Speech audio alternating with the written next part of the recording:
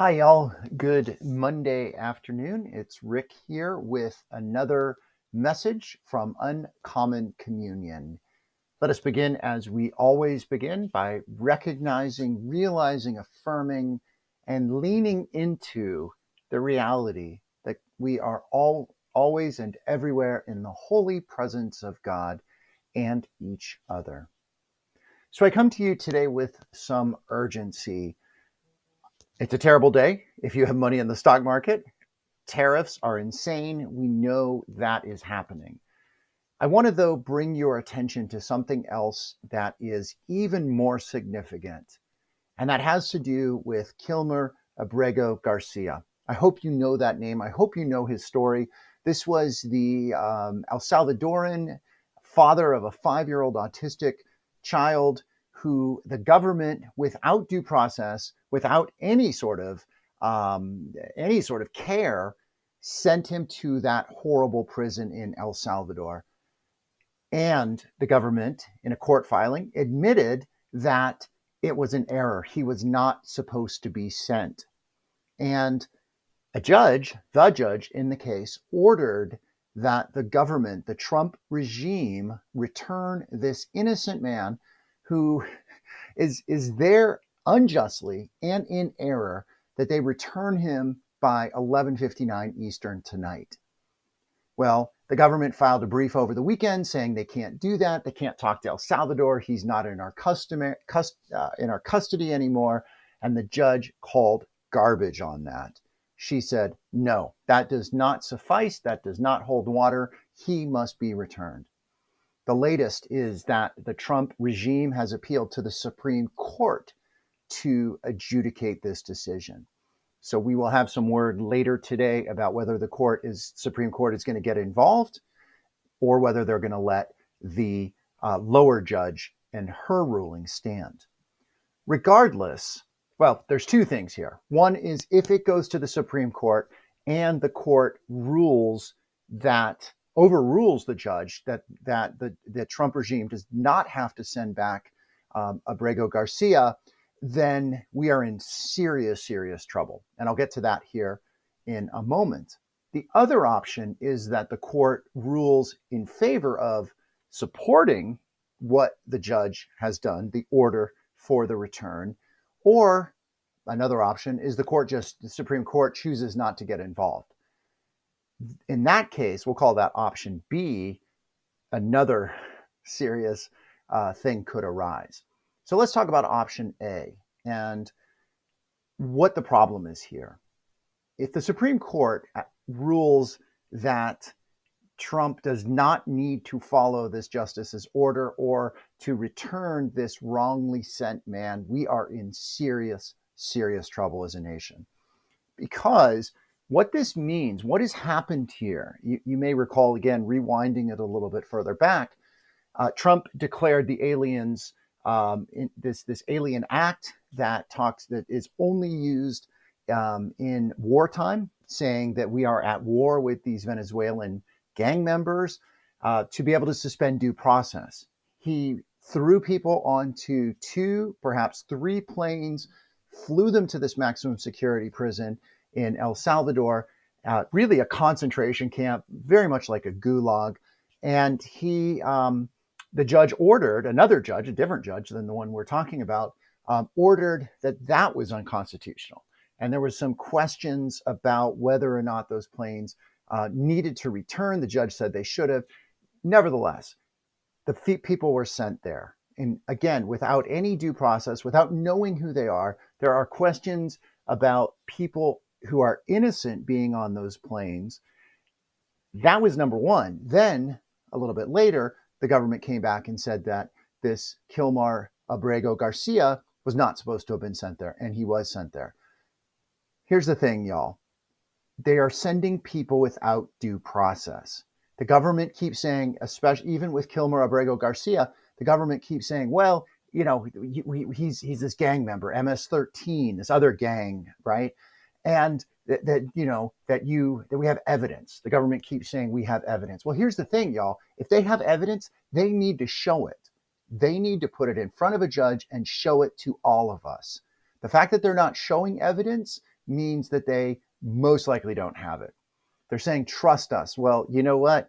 If you are trusting Donald Trump and his regime for anything right now, I really feel for you, because, we are well beyond knowing how badly and how completely and how utterly shamelessly this administration lies.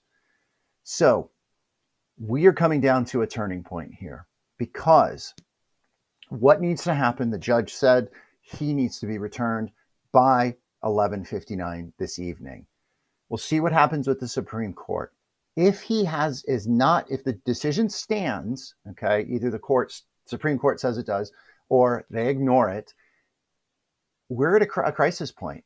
Abrego Garcia must be returned onto American soil to follow that court order.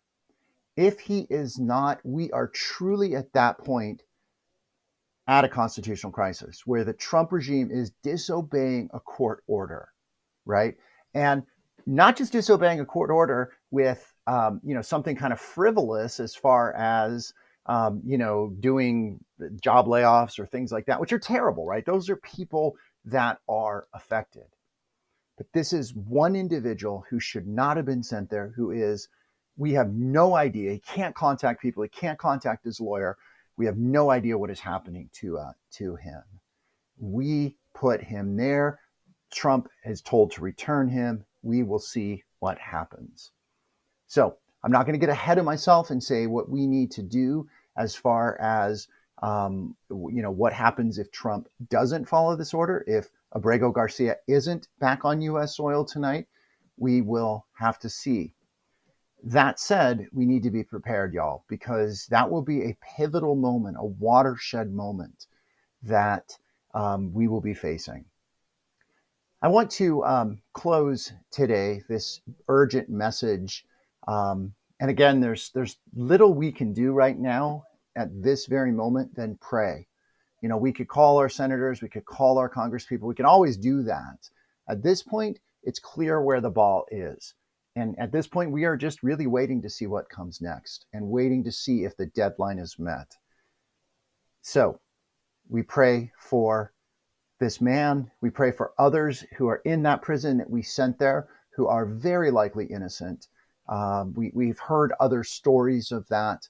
And again, if the government thinks these people are guilty, they need to show it. They need to prove it. We will not trust them. I want to close again with a prayer from this, again, my wonderful book by Father Ed about planetary pilgrims. And if you watched or you heard about the 60-minute report last night on this prison, it is a brutal place where Abrego Garcia has been for weeks now. And I want to pray this prayer. This is what Father Ed says is the psalm of a political prisoner. And he is a political prisoner, no doubt. Not because he spoke up against the government and thrown unjustly. He didn't do that. He was just living his life. He was working, he was caring for his family, and the government disappeared him. The regime disappeared him. So these are his words. And may we hear these words and pray for him, pray for our leaders, pray for our nation at this moment of crisis. Here is the prayer. I'm a prisoner, though not your ordinary kind. My crime was to stand up for justice, to think and speak the truth.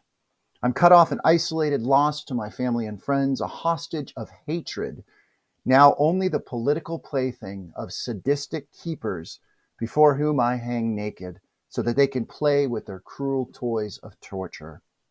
Scarred are my wrists and my back, pierced is my skin, and muddy is my mind. Who knows my whereabouts? Does anybody care? What difference does it make in a world inundated with injustice, where lies are only loosely wrapped, tissued, papered to look like the truth? Such thoughts torture too. But the most terrible torment comes at the hands of the one whose fiendish fingers nightly slip sinister into my last safe place, my mind, and who whispers in a serpent's hiss, was it worth all of this pain to simply speak the truth? Why did you not keep silent like all the rest? You could have been sleeping in a comfortable bed this night, secure with your family all around you. My God, if you are out there, why have you forsaken me too? I have prayed for the end of this. There are times when I'd even welcome death, but it seems you are deaf. I hear footsteps in the hall. It's my turn again.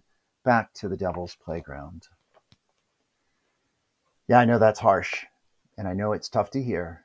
And it's not exactly Abrego Garcia's story, because he did not speak out for the truth. He was living his life. And here's the thing, y'all. If the government defies this order and a court says you need to send him back and the government doesn't, the regime doesn't, then they can do this to any of us. They can disappear. They can do this to any of us, to you, to me, to any of us. So we must make a stand here. Hopefully, we won't have to. That said, we're waiting and we're watching and we're praying. Thank you again for joining me. Blessings and good. Be well.